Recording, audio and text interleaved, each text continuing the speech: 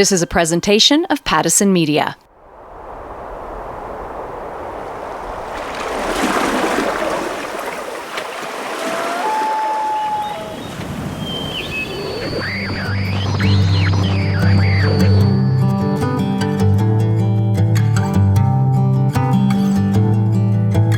Corner stores. They're where we go late at night for milk, or to leave a key for a friend, or where we let our kids visit on their own. Yes, small neighborhood groceries are practical, but they are also somehow magical.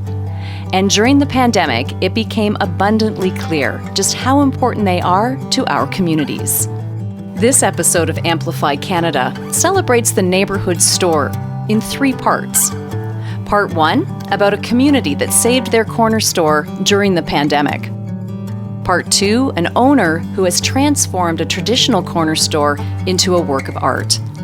And Part 3, the heartwarming story of a store that started by offering 5-month-old Italian newspapers and became the largest distributor of Italian food in Western Canada. We thought we'd start today where the idea of a podcast about corner stores began for us, by reminiscing. Here's Jen. I grew up in Toronto in the projects called Jamestown.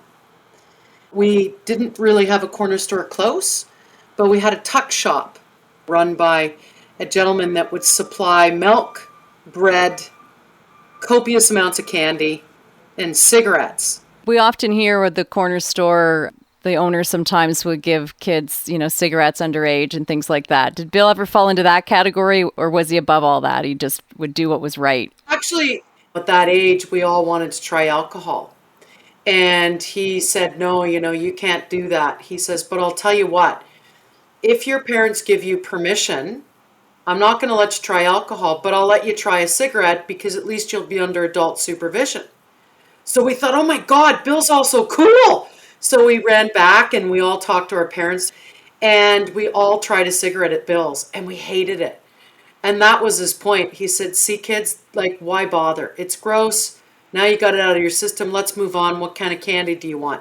I remember Klein's grocery store, which was a tiny little place where they had barrels of dill pickles and they made the best cherry Coke in the world. And I fell in love every time I walked into that store with another girl from school. And they never had anything to do with me.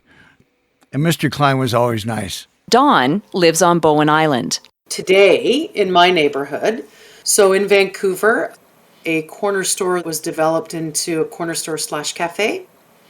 And they serve coffee and French pastry, but they also have milk and cheese and bread and pasta and food that families would want for a quick run to the corner store. No cigarettes, none of that, just all healthy food. It's owned by a family. And the neighbor tried to close down this corner store because too many people gathered. Too many people sat outside and laughed. Too many people sat outside and had long conversations into the night. And so the neighbor says, I don't like this.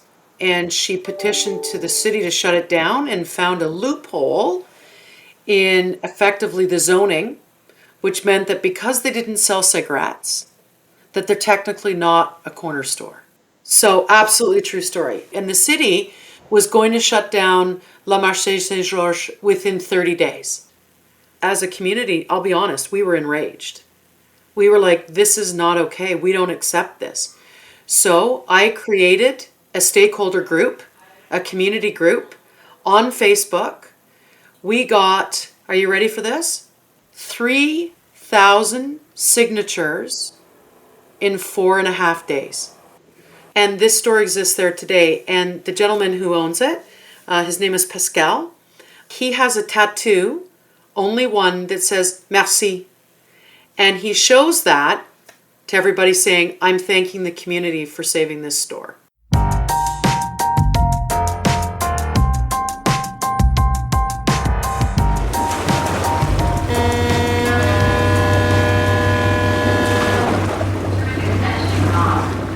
There's a similar story to Jen's, just a ferry ride away in Nanaimo, a port city of 90,000.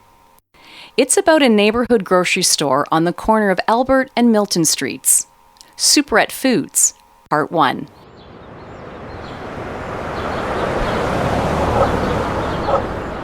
Located in a quaint, small house, the Superette has an apartment upstairs, commercial space on the ground floor, and a crawl space underneath. White wooden clapboard with red trim covers the exterior. A fruit and vegetable stand sits on the sidewalk. It was built in 1903. At the beginning of COVID, we got really busy. A lot of the bigger stores couldn't meet the demands for people that were in quarantine. And I was getting deliveries out like as fast as they were coming in. People really appreciated that. Sherry Sorensen manages Superette Foods. And then a few months in, we just kind of slowed right down. I don't really know what happened. I think it was around September, October last year. Gary and I wrote a letter and we posted it on our Facebook page just saying, hey, we're kind of struggling. Gary Negrin owns the Superette. We'll get to his story soon.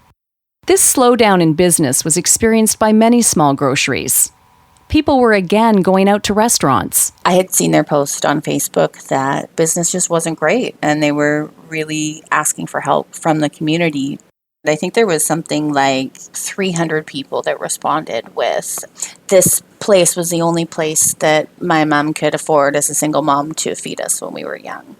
Or when I was in university, it was the only place that I could get nutritious food. So as I was reading these stories, this sort of collection of things that meant so much to different people, I thought, well, this is something that needs to stay as a cornerstone of what makes communities communities.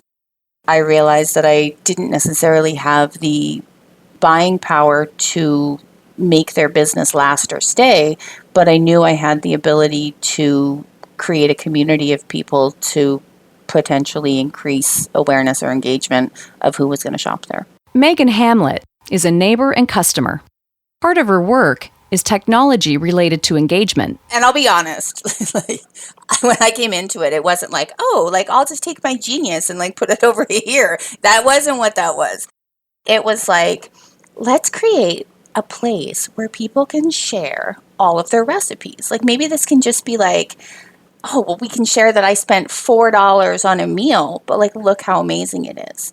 Maybe we're hipsters. Maybe we love a good coupon or a deal. Maybe we love to save food from going in the bin. There's that kind of Gen Z, Millennial, Gen X, let's do cool stuff with the leftovers that nobody wants, right?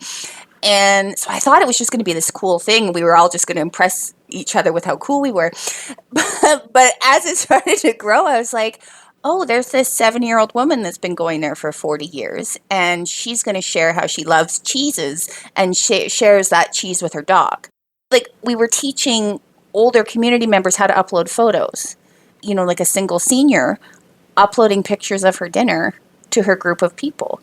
And she's got these 20-year-old punk rockers being like, that's amazing, Carol. In no time at all, the page had 2,000 followers. So people could go on this Facebook page and post their quote-unquote haul of what they got here. And this is what I got for this little bit. And this is what I made from the deal that I got there. And that just blew up from Megan Hamlet. She started up a Facebook page. That was actually, I think that's probably what, at the end of the day, saved the store. Sherry, did that cause you to be overwhelmed by customers? We are a small store with one till, and most people will just stand outside and wait their turn to come in, and they kind of chat with the people in line in front of them or behind them and make new friends. It's cool to watch. But the thing is, the neighborhood wouldn't have rallied if they didn't already love this store. A lot of the store's spirit comes from Gary Negrin, who with his brother took over the store's management in 1976. My brother and I, we followed through with our plan. About 3 or 4 years down the road, I said to my brother, I said, Dave, I says, it's about time that maybe we split. And, if you want the store, you keep the store. We came up with an agreement.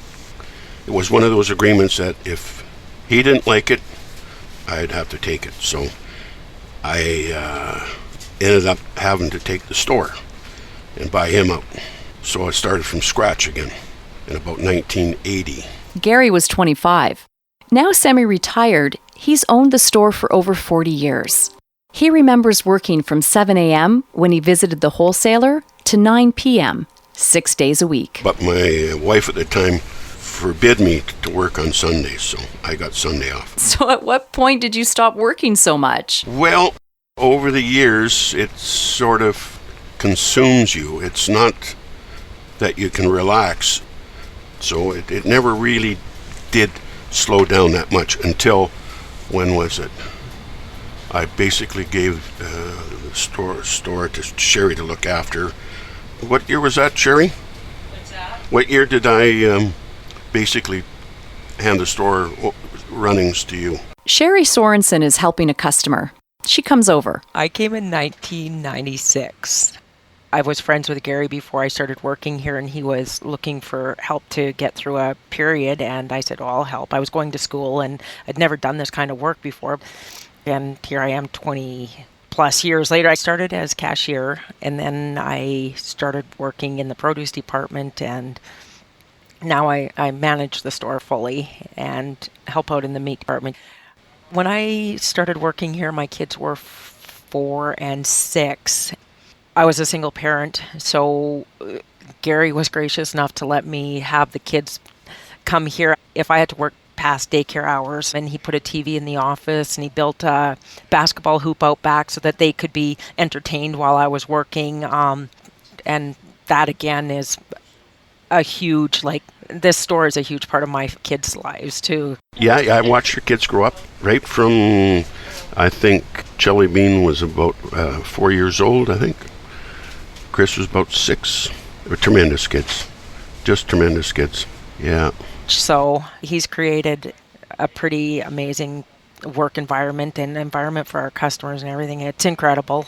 He's a big man with a huge heart. Big heart and big fun when it comes to Gary's Superette. This is before Sherry. Okay. All the staff were outside with placards saying they're on strike, and they had me. They had me. I didn't even realize it was April Fool's Day, but they got me. So anyway, I got one of them back later on, the next year of April Fool's. My meat cutter, Spud Morelli, he was part-time meat cutter, and he was a part-time lawn maintenance and doing sprinklers and this type of thing. He loved that kind of work. Well, anyways, his old truck gave out, and he bought another one, a fairly nice shape. Older, but fairly nice shaped truck. So it's sitting in the parking lot. This is April Fool's Day. So I goes over and I make a sign and I put it on the windshield. I says, for sale, $50 OBO, apply at the meat counter, okay? So anyways, the customer comes in and says, look, he says, I'll take the truck for $50, but you have to throw in the shovel and the rake in the back. And Spud says, what the hell are you talking about? What are you talking about? And he says, well, there's a sign on your truck. He says, who the hell would do that? Oh, he got mad. He got really mad, but he calmed down later. The store felt like one big family that extended into the neighborhood. Gary's had for a long time was charge accounts, and we're kind of getting away from that, but we do have a fund in the store. It started a few years ago with a guy that donated a lump sum, and he's done it every year since, about, 4 or 5 years. And if people are short, we use the Helping Hands Fund to help them out. Since the pandemic hit, more and more people have been donating to it. It's helped a lot of people. Megan's Facebook page for the store, which has now reached 3,000 followers, also helps out. It continues to evolve from members giving away gift certificates, members giving away things that they may do as artisans or as micro entrepreneurs. And we've also contributed to the community fund. They are our neighborhood, our community. They look out for us and we look out for them. Like, we're always here to lend a hand, and they're there for us as much as we are for them. It's pretty amazing. Neighborhood groceries characteristically create community. Andy Yan, the director of the city program at Simon Fraser University, explains. I think that corner stores have always been the original social network. that they are one of the kind of physical places through which people get to encounter each other, as well as purchase the odd sundry items that you may have run out of, that it's just down the street as opposed to a long trek or drive over to a chain grocery store. Actually, one of the young girls that works here now, she grew up in the neighborhood and had a family of her own, moved away, came back and was looking for work. I just remember when I first started here, she was just this little girl. And I've seen a lot of the neighborhood kids grow up and have families of their own. Gary, when did you fall in love with your store? That was early on, falling in love with the store. The demographics in the area have changed over the years. When we first took over the store, a lot of elderly, retired people that lived in the area, in here since the turn of the century. So that was awesome. We had charge accounts and all kinds of things like that. So it was different. And then, of course, all the elderly died off and moved into homes or whatever. So their demographics went from the elderly, secure, to rentals and transients. That was a few years of turmoil, we might say. We learned pretty quick you couldn't give charge accounts to transients because they're here today and gone tomorrow. Gradually now, over the course of the last, say, 20 years or so, a lot of young families have moved into the neighborhood, taken over these older homes and fixing them up, and it's wonderful to see. Wonderful. And they give us such tremendous support. We can't thank them enough, because if it wasn't for them, we wouldn't be here, honest. See, we're not really a corner store. We may be a store on a corner, but we're not a corner store. We pretty much have everything that a regular grocery store has, but maybe less selection. But we've got, full line of meats, produce, dairy. So we've had to change gears over the years. Now we're sort of a specialty discount store.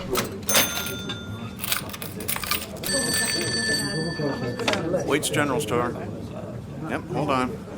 Tommy, it's your mom.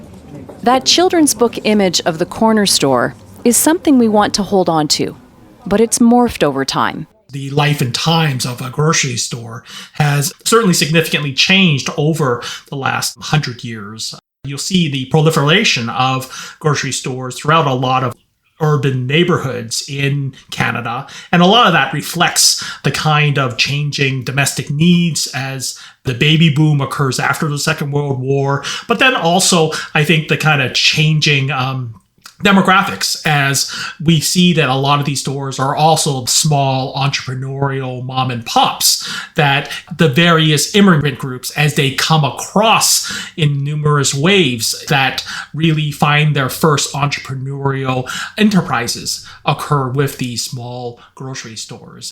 I think that part of this is going to certainly not be that cute grocery store of decades past, but then I think it's going to change and it's going to evolve. And I think that that's healthy. But yet, I think at the same time, it's also touching upon the message to city halls of really being very careful and acknowledging the role of these details within neighborhoods and how they do make neighborhoods in terms of one commercial retail function. I think to a certain degree, they're the counter towards the Amazon and Amazon Go type of elements of where things are going. Just a reminder that these stories came to us from Pattison Media's Amplify Canada project, from someone who loved the Superette and nominated it for Amplify Canada.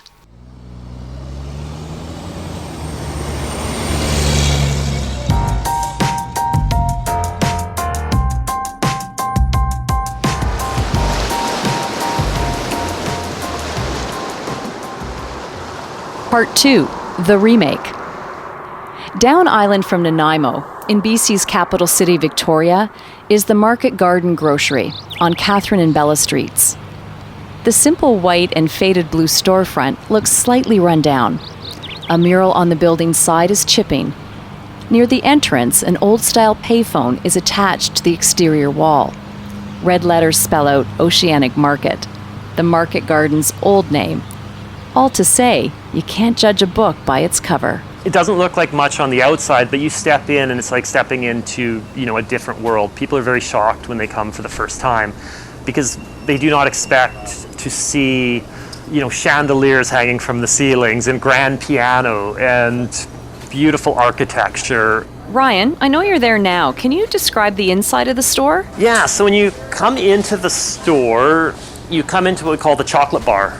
And it's basically a showcase of craft chocolate bars from all over the world. Can I grab you anything? Yeah, sure, in a minute. I'm just looking. Sure. Thank you. Yeah, just let me know. You'd expect aisles in a grocery store. We've basically created rooms. So we'll have the product kind of showcased in themes per different rooms. Where you basically have a table in the center, a giant chandelier hanging from the ceiling, shelves that stretch to the ceiling. Our first main room was inspired by a ceiling in the long hall of Chastleton House in England. And it's a long barrel vault ceiling with a Jacobean sort of pattern. That was one of the kind of first features we installed into the space. And instead of people walking into the old store, they stumbled into what was a different world, where the walls were tiled, inlaid with black marble, decorative plaster friezes, constellation on the ceiling. People would literally come in, especially customers who, weren't here for our store, would come in, kind of look, and then they'd go back outside, look at the sign, like, where am I? Like, how did this happen? Ryan Townsend, the owner, wanted his corner store to look like Harrods in London. This is so unusual, Ryan. How did it happen? Maybe 17 years now, 16. I ended up moving here with almost nothing. The first place I found to rent was this old apartment in this sort of rundown 1905 house. And at that time, I wasn't working great jobs, but I really wanted to make that like my home. So I decided I want to get my apartment into a magazine, which is kind of a weird goal. So I started renovating it, and the landlord kind of let me do whatever I wanted. So I ripped out the carpet, redid the floors, I built like tiles in the floor in the kitchen, tile backsplashes. Anyway, so I ended up landing it into Canadian House and Home magazine. It was basically a national design contest, and I won for best small space. That story ended up running in almost every newspaper in Canada, from Nova Scotia to Montreal to Toronto. From that, I was really able to gain my first clients, which initially spurred my sort of career. And I think the local corner store owner read about me in the newspaper, and also, I came into the store to shop. So I think that's kind of what broke the ice of him saying, hey, do you need a workshop? Business at the corner store had declined over the years, and there was extra space in the back. Ryan moved in with his workshop and made custom pieces for people across Canada. And it came with a backyard. So I started growing vegetables, and people started coming and wanting to buy them because I was able to grow a tremendous amount the first year. And so then I thought there might be an opportunity for a business. So I actually started a little seed company, which we literally ran out of basically a garden shed in the back. But what I found really sold well was the produce. So I approached the owner of the store and asked him if he would ever sell me the business. And we came up with an agreement, and I ended up becoming a grocer. When Ryan took over the store, it was like most convenience stores, with the usual staples. Cigarettes, lottery tickets, chips, candy, and sodas. All very nostalgic, but maybe not so healthy. Ryan didn't have the money needed to buy the inventory. So the owner was kind enough to actually finance, the balance of the inventory over the following year. We never closed it. It literally opened up, and we had to sell, cigarettes. And we immediately got rid of Lotto because it just in no way made sense. But we slowly had started transforming the store. The store is 4,000 square feet, but Ryan took it down to 1,200.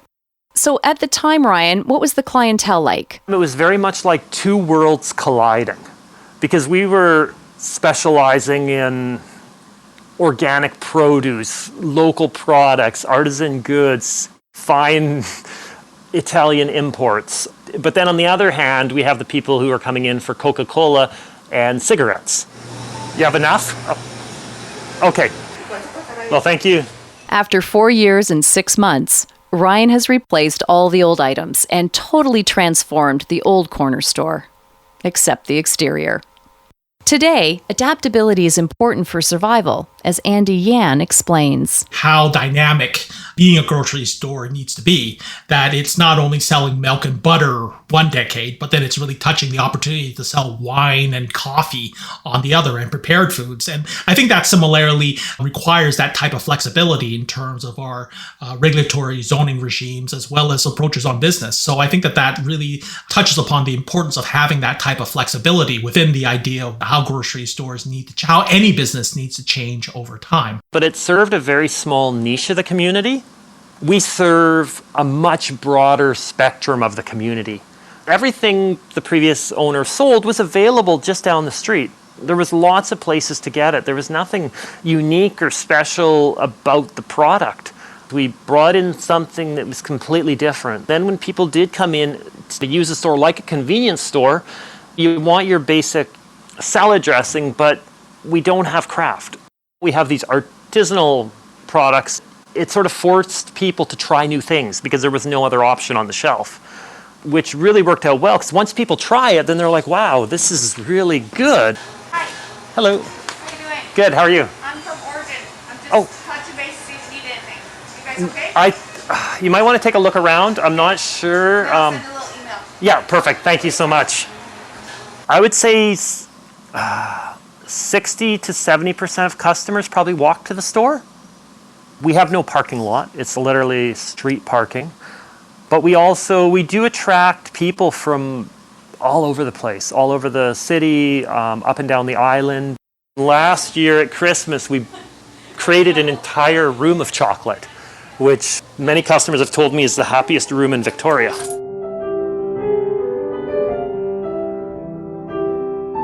In the middle of that area, we have a grand piano. On Saturdays and Sundays from 2 till 4, we actually have someone come in and play the piano. And that was one neat feature through the pandemic, was the fact that there was no live music, except for at the store, where every weekend you could come in and there would be someone playing the piano. And it's great because it echoes throughout the entire store. The grocery store is like an art installation. It's the most unexpected place. You got to break the norm. And everything about this store is not what you would expect. I'm constantly designing, and when staff see me walking around with my tape measure, they get nervous because he's like, what's he going to do now? A very important element of our store is to have that constant change and that creativity. And that's probably for me the best part of the business, is the fact you're bringing a lot of happiness to a lot of people. And I really like that.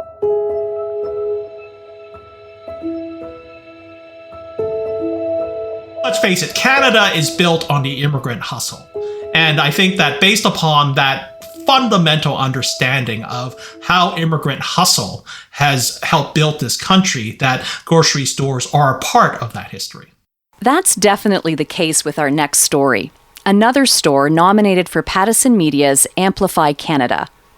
Part 3, The Roots a Family Provides. When I was first born, we lived literally in the store. Like the back room was our bedroom and we had a small kitchen. And so my mom cooked there and then she was cashier. And then when there was nobody in the store, she would go wash the dishes or whatever it was. So it was a very, very small store. And then as our family grew and my dad kept buying houses because his vision was to make a bigger store, we moved into one of those houses, and usually sharing, like most immigrants, we shared a house. We were upstairs, my aunt was downstairs, or vice versa.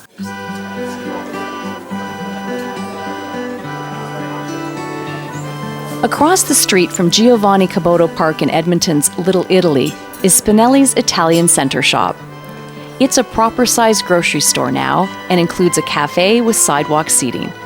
But in 1959, when Frank Spinelli started out selling Italian newspapers, chocolate, and pop, it was tiny. A 7-Up sign hung above a marquee with the shop name and the fringe of a red, green, and white awning.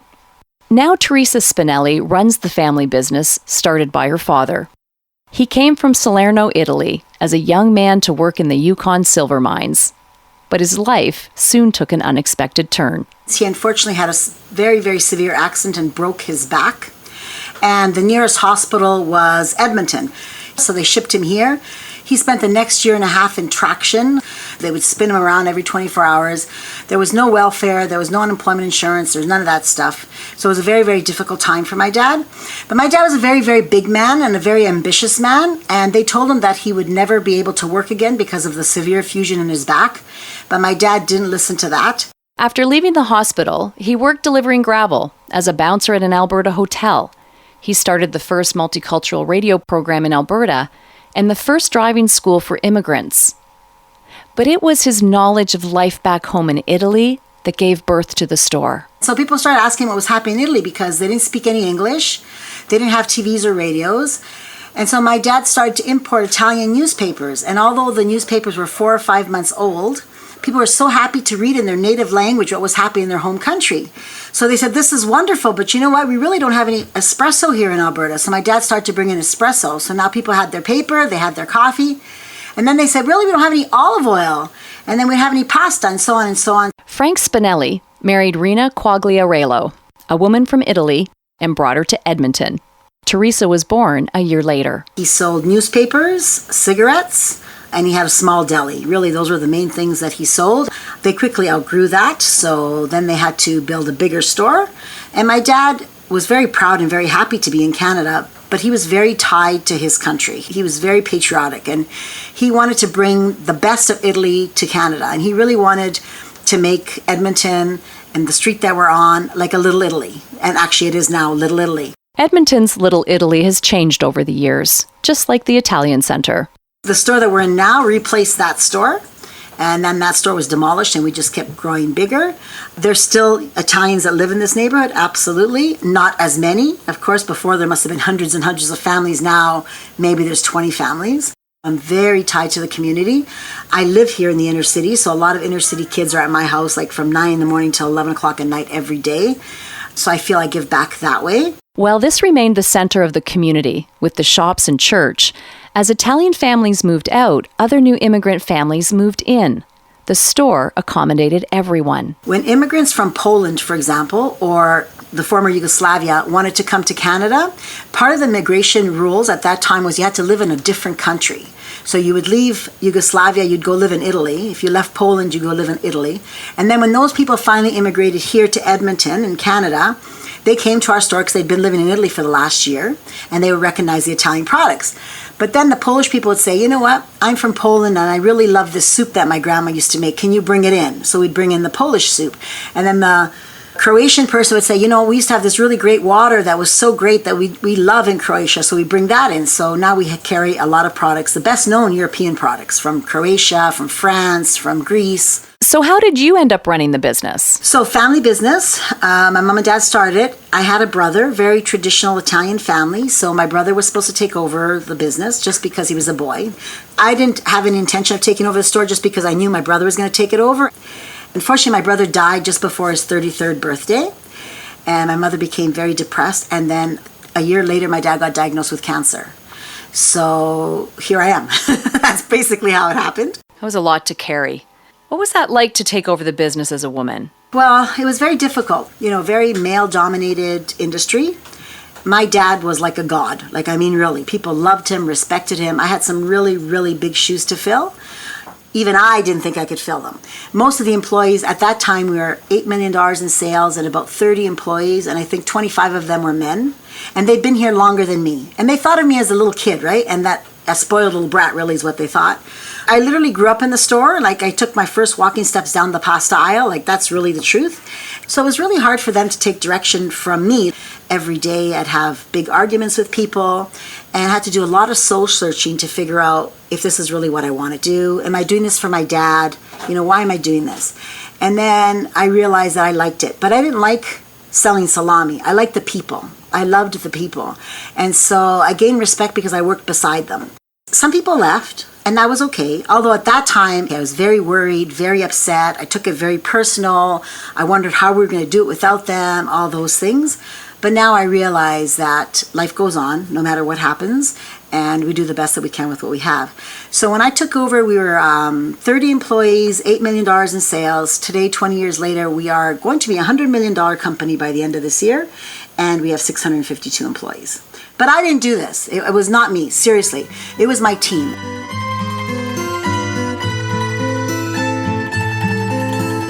Recipes passed from grandmothers to mothers to daughters and sons.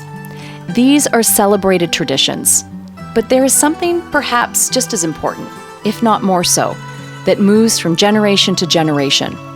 It's something Teresa's parents gave to her. I was at our West End store a while ago, and there was this lady who was a customer, longtime customer, Italian, and she had come with this guy in a wheelchair. And I asked her, who's your friend? Because he obviously wasn't Italian. And she told me she met him at the gym. She really liked him. He had never been to our store, so she bought him a coffee. She bought him pastries. So when she was leaving, I said to her, thank you for bringing him, to show him, a little bit of our culture. And I gave her a gift basket. I'm going to try not to cry. So I gave her a gift basket. I said, you're a wonderful person. Like, what a great person you are that you would bring a stranger, a guy you meet at the gym, into our community so that he could see and have a feeling of what it's like to be here.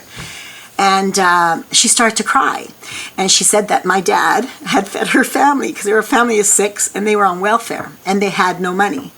And my dad had given them so. She goes, I can't take anything from you because your dad gave us so much. And I said, no, but this is really for you, just to show gratitude for how sweet you are, because he would have never come into our store because he's not Italian, he's not European, he doesn't know what a cappuccino is.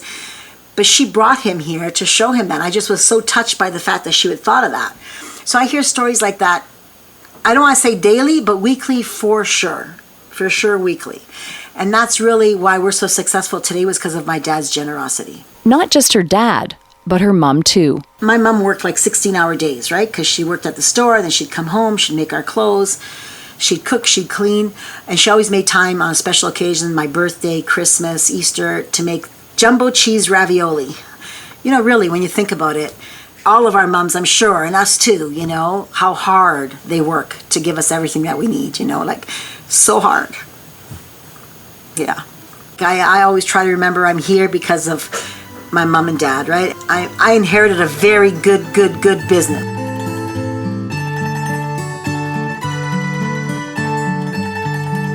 Remember Megan and the Superette from part 1? The first corner store that isn't really a corner store? Well, she sort of sums up the memory-making part of neighborhood groceries, bringing us full circle to where we began with nostalgic stories. The Superette is the one place where I will park in the car and I will say to them, you both can go in and you can pick whatever treat that you want. And it's the one place that I let them go in by themselves, because my daughter's 9 and I'm parked right outside, but I know them all very well, right? And they will go in, and sometimes it's Mentos, and sometimes it's a new chocolate bar they haven't tried, and sometimes it's some kind of like international licorice. But it is the experience for them that store is.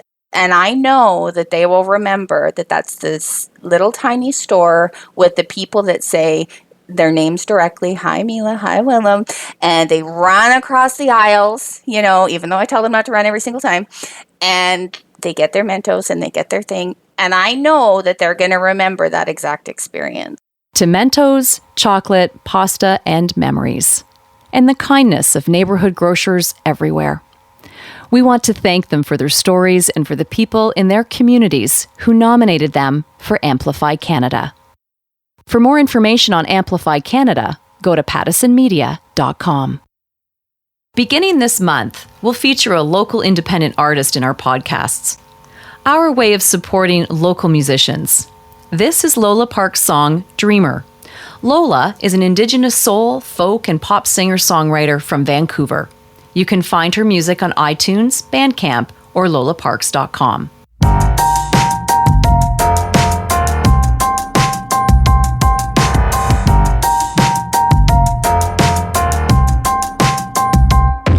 I'm a dreamer, 'cause I like to dream.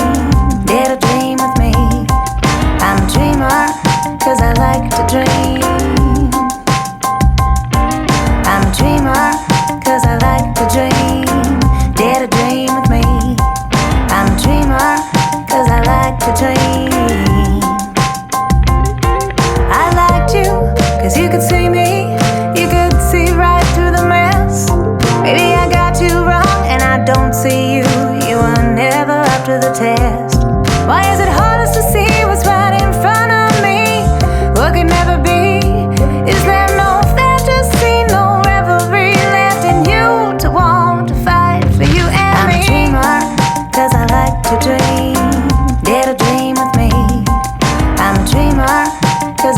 to dream. I'm a dreamer, 'cause I like to dream. Dare to dream with me. I'm a dreamer, 'cause I like to dream. Are you not enlightened? Not the bold, shiny spirit I've been waiting for. Are you not my match? Not up to reaching for that golden floor. Sometimes it's hard to see the forest through the trees when you lack self-belief. Is there no fantasy, no revelry left in you to want to fight for you and me? I'm a dreamer, 'cause I like to dream. Dare to dream with me. I'm a dreamer, 'cause I like to dream. I'm a dreamer, 'cause I like to dream. Dare to dream with me. I'm a dreamer, 'cause I like to dream. You fight, fight, fight for yourself. Why don't you fight, fight, fight for me?